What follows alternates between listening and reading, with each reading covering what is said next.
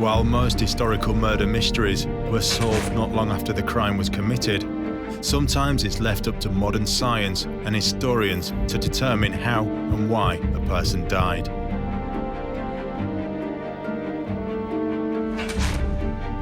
In this series, we'll look at some of the great unsolved deaths of the past, bringing to life the many theories surrounding them and piecing together the evidence. Hundreds of years may have passed since these events took place, but with the help of forensics, criminologists, and specialist experts, we'll attempt to solve these medieval murder mysteries. According to the official line, he died in a drunken brawl. A perfectly acceptable story is that they were smothered. And so died King Edward II. Murder. And legend has it that Prince Arthur died of the shock of castration. It's a possibility, but on the other hand, it's a most unreliable way of killing somebody. April 1203. In the Normandy city of Rouen, Arthur, Duke of Brittany, once first in line to the throne of England, is held captive on the orders of his uncle, King John. King John was a bad man. There's no doubt about it. He had people murdered. He was excommunicated by the Pope. As far as John was concerned, as long as Arthur was alive, he was a threat to his reign. To this day, his fate remains a mystery. Arthur's body was never found. We don't know what happened to Arthur's body. There's some suggestion that it was found by a fisherman floating in the River Seine, recognized, taken away, and buried in secret. But actually, we don't know what happened to Arthur's body, and nobody was telling. Some believe he was assassinated by William de Briouze, the king's notorious right-hand man. He made his mark by being less than squeamish when it came to carrying out the will of these Angevin kings. One didn't rise to the top in the way that William de Briouze did without standing on a lot of people. While others think he was killed in a horrific act of cruelty. He was kept in Falaise Castle under the custodianship of Hubert de Burgh. And because of his claim on the throne, King John ordered that Hubert de Burgh have Arthur blinded and castrated. And there are those who say that he was killed by the king himself. There are later tales told by people who were actually involved in the disappearance of Arthur of Brittany, tales which suggest that John, in a fit of madness, a fit of anger, actually decided to do away with Arthur in a drunken rage. Just what did happen to Arthur, Duke of Brittany?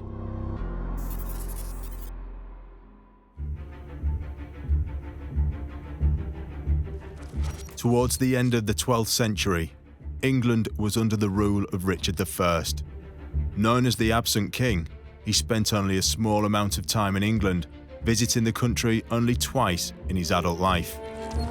Richard's famous crusades in the Holy Land and wars in Europe meant that military affairs occupied most of his reign. But in March 1199, while besieging Chalais Castle in France, King Richard was fatally wounded by an arrow fired from a crossbow. On his deathbed, and with no legitimate son of his own, he pronounced his younger brother John as heir to the throne of England.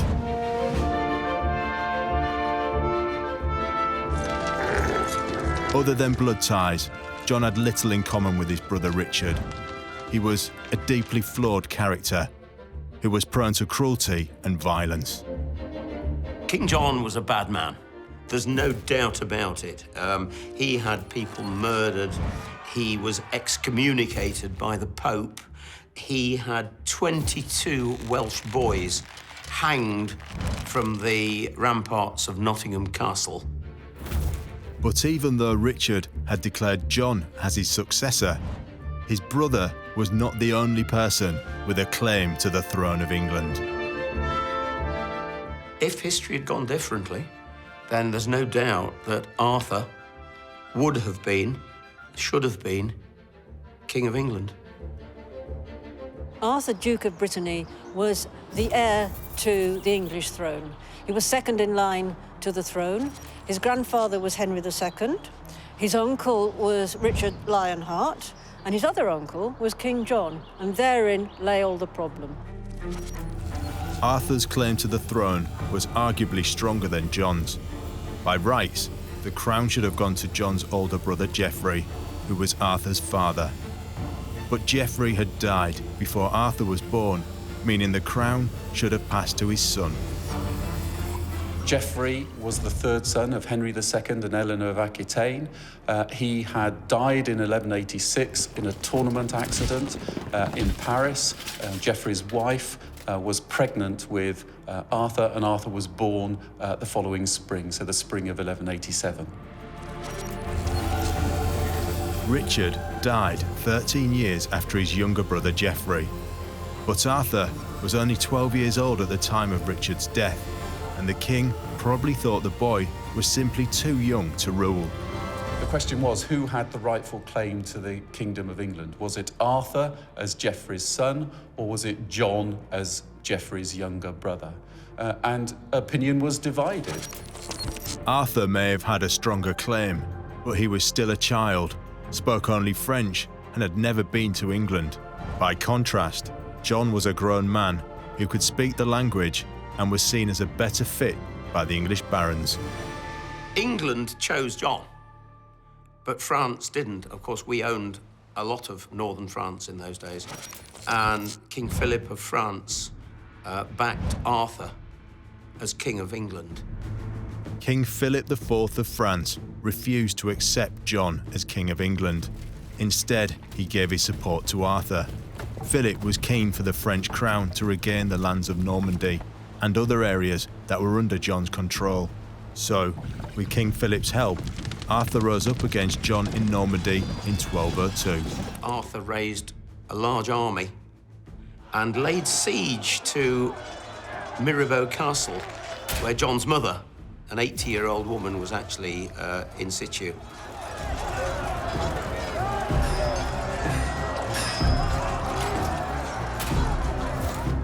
She sent a message to John, who was in France at the time, and he covered 80 miles from Le Mans to Mirabeau in 48 hours, took Arthur's army by surprise, and Arthur was captured.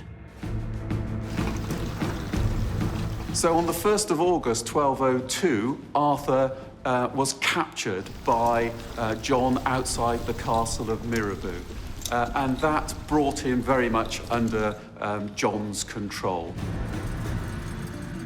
He was kept in Falaise Castle under the custodianship of Hubert de Burgh. And because of his claim on the throne, King John ordered that Hubert de Burgh have Arthur blinded and castrated, so he could be of no use and could beget no children, of course. Legend has it that Hubert de Burgh did not carry out the orders, much to King John's disgust. And John then had Arthur moved to Rouen Castle under the custodianship of William de Briouze. And he languished there, as legend has it. There is absolutely no question that John is responsible for Arthur's disappearance, but we don't really know how that disappearance happened.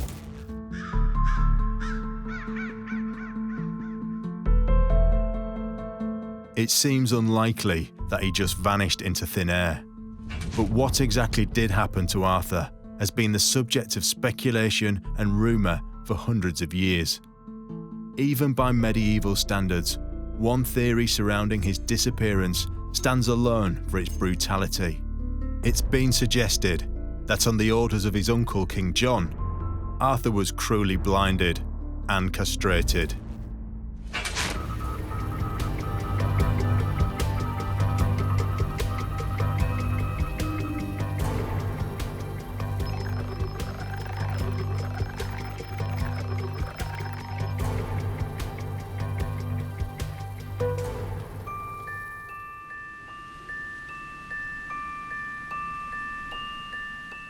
Author and historian Richard Felix recounts the gruesome tale that supposedly took place at Falaise Castle in Normandy.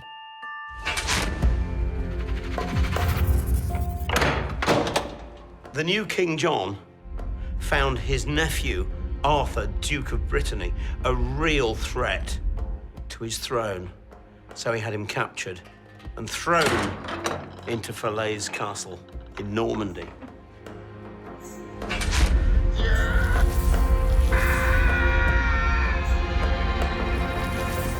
Arthur had a much better claim to the throne of England than his uncle, King John. And so John realized that while he was still alive and while he could produce children, that he was a hell of a threat to John's crown. And so John ordered his jailer, Hubert de Burgh, not to kill him, not just to leave him in prison,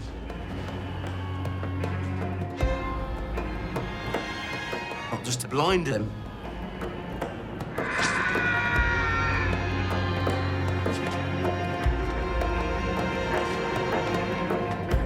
but to have him castrated.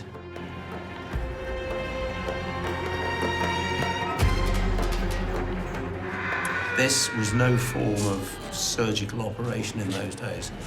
It was nothing but a barbaric form of mutilation, which resulted usually in the person dying of shock or dying days later, probably of loss of blood.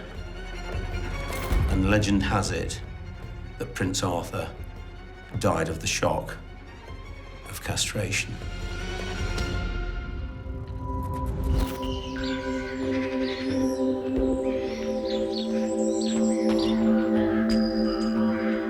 Could Arthur have been blinded, castrated, and left to die on the orders of King John? It's a shocking story if true. But what would a modern pathologist, barrister, and forensic psychologist make of this claim? Professor Michael Green is a former Home Office pathologist with a career spanning over 40 years. He specialises in determining the cause of death at crime scenes. An awful lot of people were castrated, and until quite recently have been castrated. There are societies who value eunuchs. Castration shouldn't be all that much bleeding, but of course always the risk of infection. The eye, they used to literally poke the eyes out. They used to use a dagger. If you are digging a knife into the orbit, you are possibly going to go in too far through a thin bit of skull and damage the blood vessels on the base of the brain. Also, before they invented penicillin, this part of your face was the so-called triangle of danger. Any infection that got into your eyelids or a pimple on your nose, if it became infected with any of the common germs like the staphylococcus, the MRSA type thing, which gives you the yellow pus in a pimple, once this got into the so-called sphenoid sinus at the back of the eye and supplying the front part of the brain, you could get meningitis and die within 2 or 3 days. So the immediate effects of castration and of blinding, an awful lot of people survived them, but in those days with a dirty knife, infection following blinding, I would think, was well on the cards. Infection following castration, even if you struck off the genitals completely, less likely, but a possibility.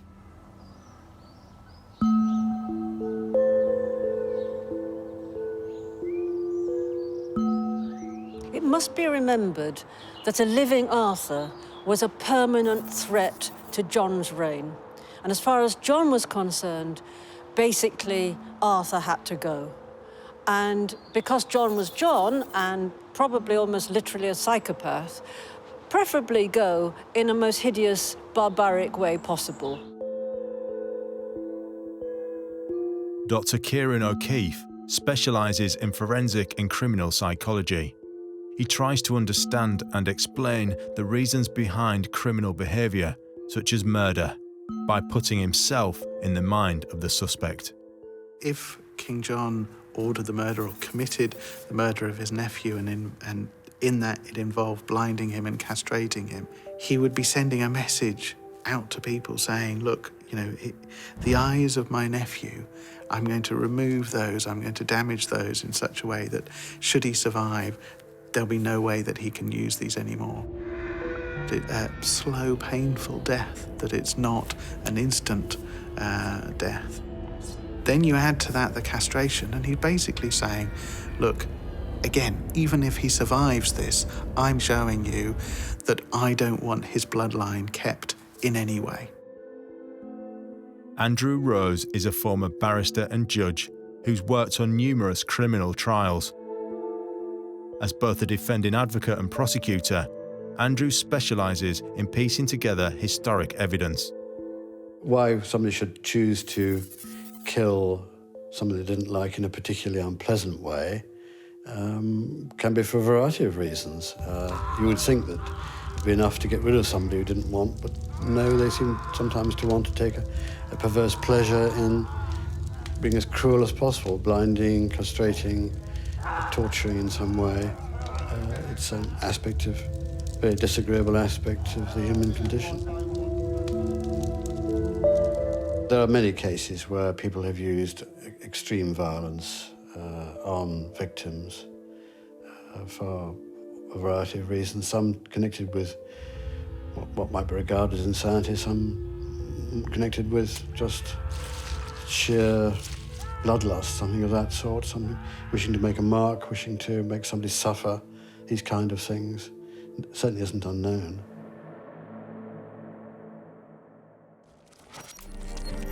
King John certainly had motive to want Arthur out of the picture, and it seems possible that if Arthur was blinded and castrated, he could have died from his injuries.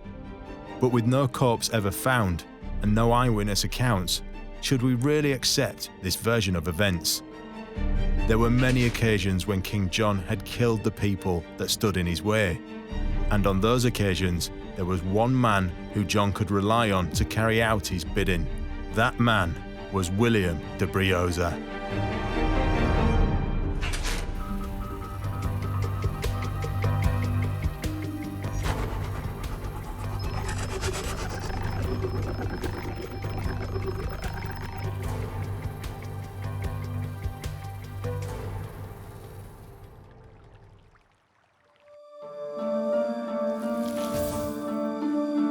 Stephen Church is a biographer of King John and a professor in medieval history.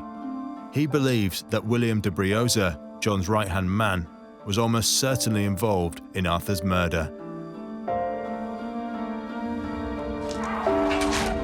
There's no doubt at all that William de Briouze was one of the hard men of the regime.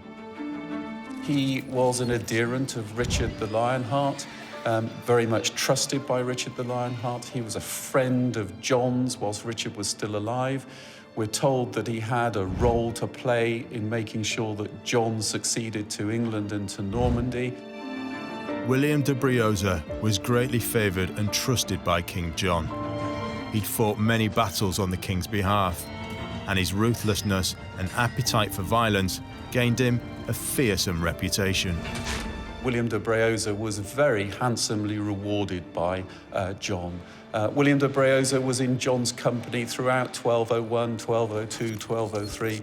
Wherever we see John, we see William de Briouze. So he's a really good source for what is likely to have happened to Arthur. It is said that King John imprisoned Arthur at Rouen Castle in Normandy, an area that at the time was controlled by the English crown. He kept him under the watchful eye of de Briouze, but Arthur was never heard from again. We've got the senior people in John's administration who are actually there at Rouen at the point that the decision is made to get rid of Arthur. One didn't rise to the top in the way that William de Briouze did without standing on a lot of people. And William de Briouze stood on an awful lot of people. He made a lot of enemies.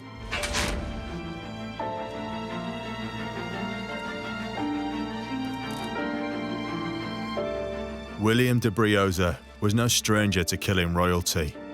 He was given the name the Ogre of Abergavenny for his part in the murder of 3 Welsh princes in 1175. This has led many to believe that Arthur suffered the same fate.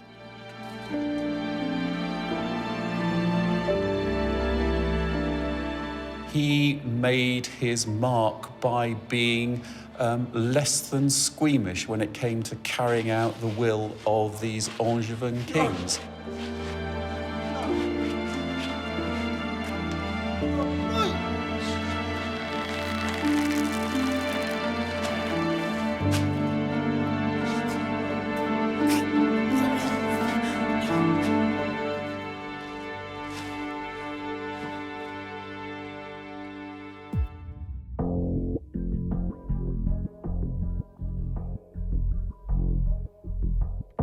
De Briouze had been known to use hanging and strangulation as means of dispatching his prisoners.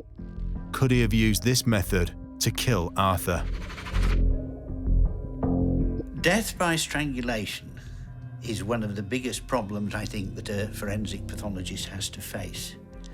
Classically, if it's manual strangulation with the hands, you'll get fingertip bruises. You'll almost certainly get fingernail marks, even if the strangler has got short, well-trimmed fingernails. And you will get the little hemorrhages around the eyes, so-called petechiae, a generally congested face, and so on. That's if it takes about 2 to 3 hours to die. But in a significant minority of compressions of the neck, there is some very important nerves run down inside the neck called the vagus nerves. And if you tickle those up, the heart can stop at any minute. And this is called vagal inhibition. And there have been numerous cases described over the years where there's been a struggle outside a pub and the bloke's neck has been grabbed to restrain him, more or less. And to the surprise of the chap grabbing the neck, the grabby goes limp and buckles at the knees and is very dead. So you can get very rapid death from strangulation with no external signs at all. When you come to do a post-mortem examination, in these cases of vagal inhibition, you find almost certainly little hemorrhages on the sheath covering the vagus nerve, which is enough to give you a clue as to what's happened. So there are a range of means of dying after you've had your neck compressed. Some of them will be obvious externally. Some of them will be obvious only after a very careful, detailed dissection of the neck by a very skilled dissector of necks.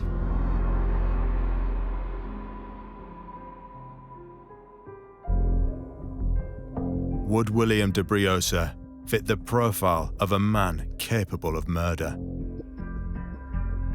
King John's right-hand man who killed, was ordered to kill and killed many people, as I understand it, without question and without thought.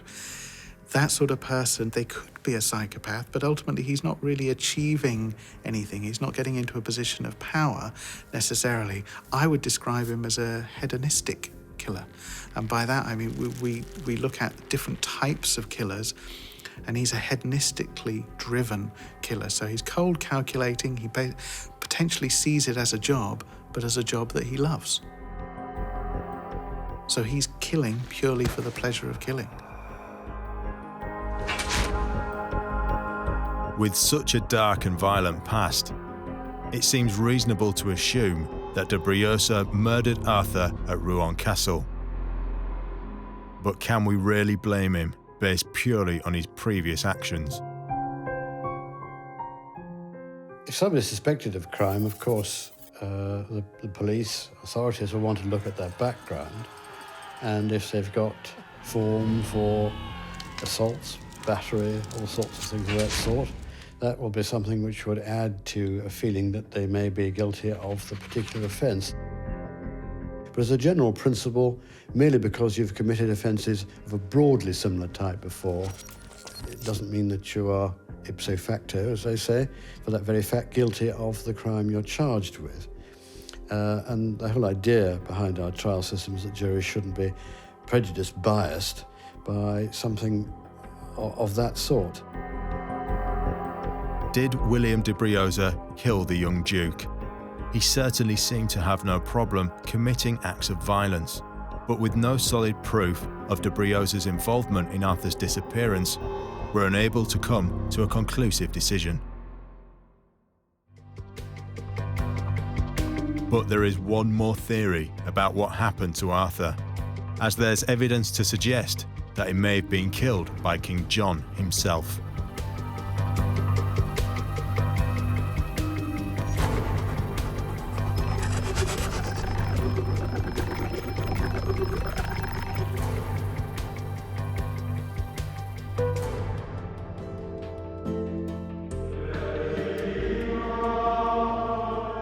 The Annals of Margam were written accounts kept by the monks of Margam Abbey in Wales during the 13th century. In the annals, the monks recorded the important events of the time. In one entry, they wrote about the disappearance of Arthur, and they claim that Arthur was murdered by King John. John's mother, Eleanor of Aquitaine, the 80-year-old, told John that it was time that he actually settled the score with Arthur, and they met in Rouen. John, being his usual nasty self, was drunk, and the meeting did not go well. And the story is that King John murdered Arthur with his own hands and threw his body into the River Seine. You traitor! Think you can raise an army against me, do you? I don't think so, boy! Never again!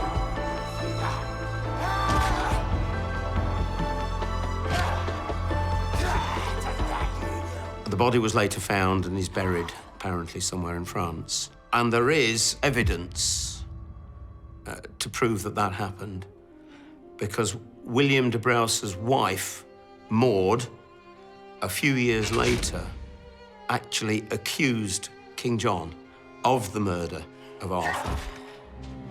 And the only way she would have known that was because she was obviously at Rouen Castle with her husband at the time.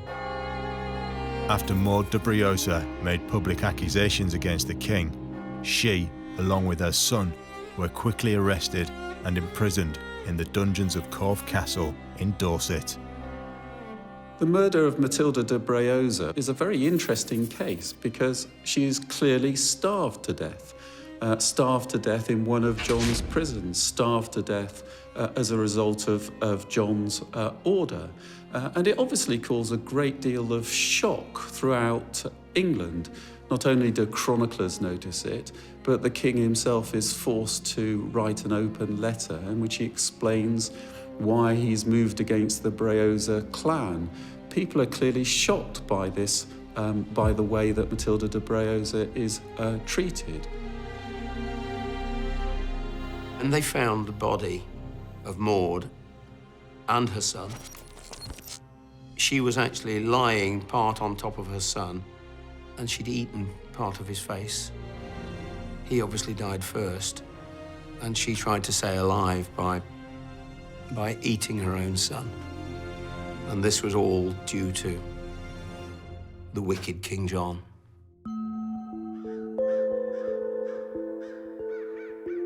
A cruel and terrible end for a mother and her child. But while John was clearly comfortable with ordering the deaths of men, women and children, was he really capable of committing a murder himself? Especially when the victim was his own nephew. Arthur, Duke of Brittany, is allegedly beaten to death by King John. Arthur is a 16-year-old teenager. We assume that he's a reasonably healthy teenager. We don't think he had consumption or anything like that. King John is middle-aged. It's fairly hard to beat somebody to death. You know, if you've got a group of people in a brawl, that's another thing.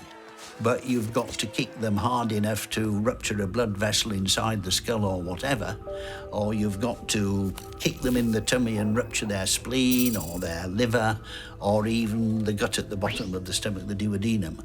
And these intra-abdominal injuries, it takes time to die.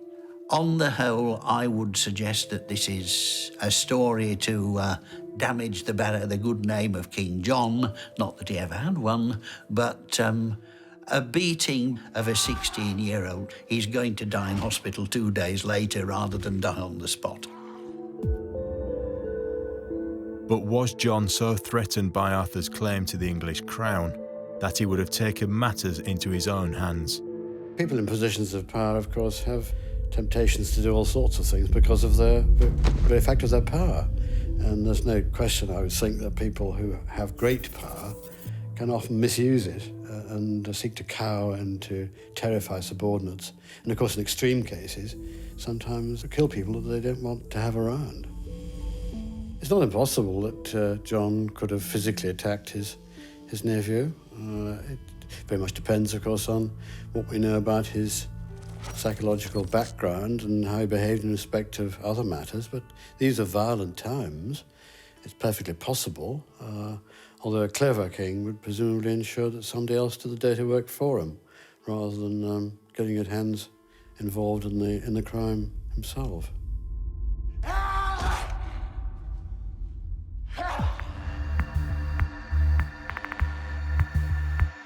But does John fit the profile of someone capable of committing murder?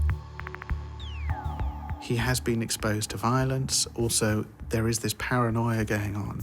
And I'm reminded of a particular model that we have called the trauma control model. And this particular model says to understand the point at which somebody can actually kill, they need to have 3 things. So there needs to be a genetic predisposition. So they need to have inherited it some way or some issue with the brain.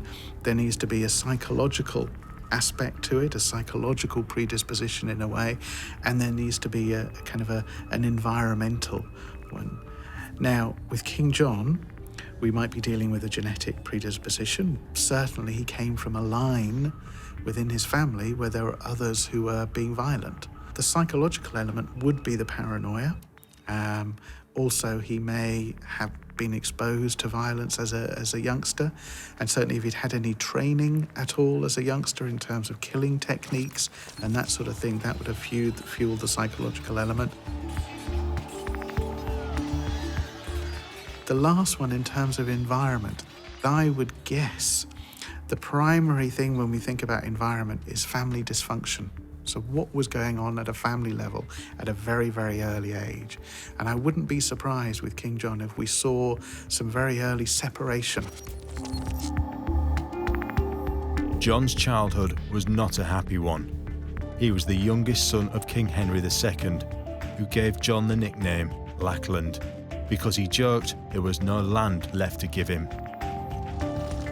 He grew up in the shadows of his older brothers, and evidence suggests that he was often bullied and beaten. His father never thought he possessed the qualities of a leader, and as a young boy, sent him away to train for a life in the church. Because of the way royalty dealt with their children at the time, there would have been a separation, and all of these things would have fed into him becoming a killer or becoming violent. Then you add alcohol, then it's no surprise that in a fit of rage, he committed murder. Absolutely no surprise at all. Could John himself have killed Arthur? He certainly seemed to possess the character traits of a man capable of murder. But is this story a true account, or just a rumour circulated by his enemies?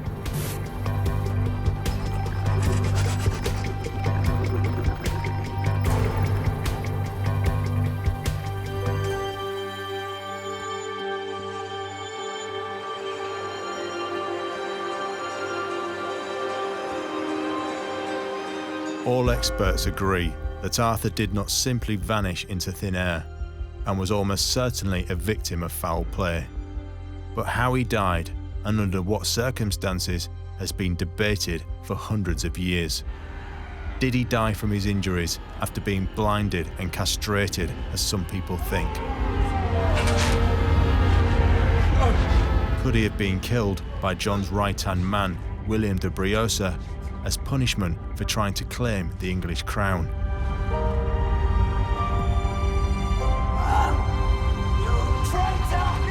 Or did the king, in a drunken rage, kill his nephew in cold blood and throw the body into the River Seine? When all the evidence is weighed up, is there any conclusive proof of what happened to Arthur, Duke of Brittany? These were brutal times, and it seems that John was more than willing to turn to murder as a means of solving his problems. King John had been under constant threat, and there had been rumours of his assassination, and he could have been building up a paranoia. And the paranoia could have fueled revenge fantasies. And certainly if King John was feeling as though people around him wanted to kill him, he may have felt humiliated by that idea. Now, King John would have been exposed to violence on a regular basis and was involved in many, many battles and wars. So it wouldn't have been a surprise that he would say, well, the only way I can see to resolve this is to show people that I cannot be killed, is to show people that I can be equally violent, you know, and they need to be scared of me. And so it makes sense to me that he would have reacted that way and been extremely violent just on the basis of hearing these rumours about his assassination. You can get away with that to you!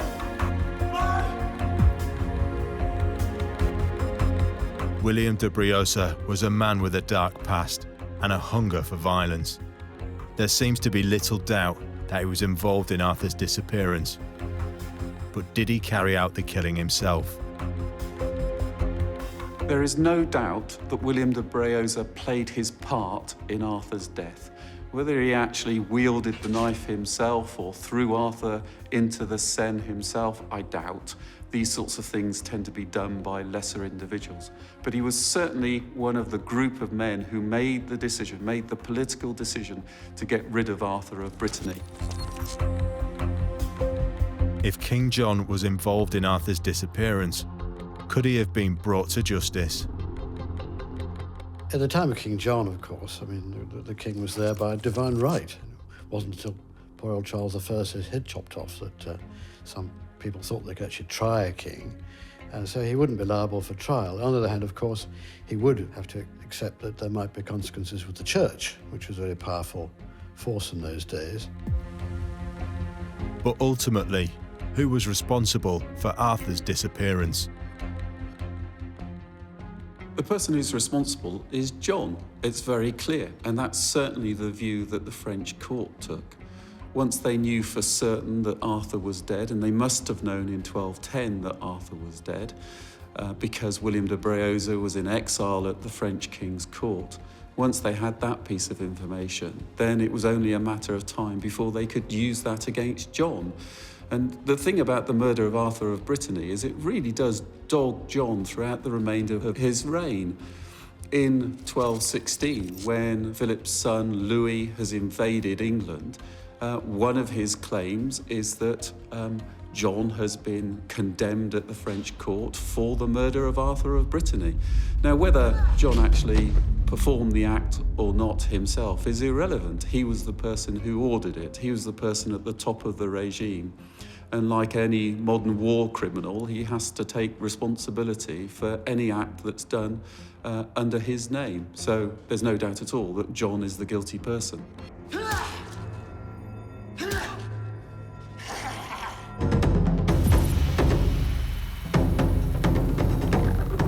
Most experts agree that Arthur, Duke of Brittany, was murdered. These were turbulent and dangerous times. Kingdoms could rise or fall depending on their ruler. Arthur was a young boy who became involved in a deadly game, perhaps unaware of the consequences of losing.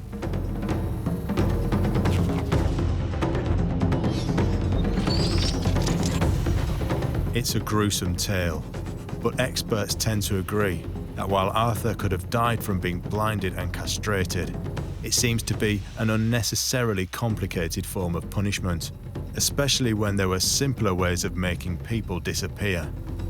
It seems as though this rumour was put about some time after his disappearance. I've never really seen a convincing death from shock, apart from electric shock. I could imagine him collapsing with the pain and the general unpleasantness, but he would almost certainly have revived. There's no doubting that William de Briouze would have been more than capable of committing Arthur's murder. He had been involved in many killings in the past, but there's no real evidence to support the theory that de Briouze committed the act himself. The consensus is that he probably did at least know what happened to Arthur and may have somehow been involved in organising his disappearance. Did William de Briouze actually do the act? We can't say. King John was certainly reported to have had a violent temper, and it's not inconceivable that he may have killed Arthur in a drunken rage. But John was still a king, and kings knew better than to involve themselves in the murder of family members. It's more probable that John would have had people to carry out his dirty work for him. So it seems we may never know the real identity of Arthur's killer, or the exact method that was used to kill him. But experts agree that one thing is for certain, and that there is one person who remains solely responsible for Arthur's disappearance. That person is King John. But what became of those supposedly involved in Arthur's death? Soon afterwards, William de Briouze fell from the king's favour. No one knows the exact reason, but John had cited that he was owed money by de Briouze and ordered that he be hunted down and his estate seized. De Briouze fled to France, where he died in exile a year later. This was a turning point of John's reign. After seeing his cruel treatment of not only his nephew, but his closest advisor, the English barons realised John's capacity for tyranny and plagued him with uprisings for the next decade. King John would see no peace for the remainder of his life, and he died in 1216.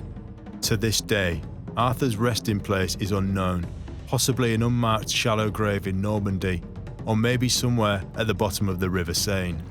A tragic end for the boy who was nearly the King of England.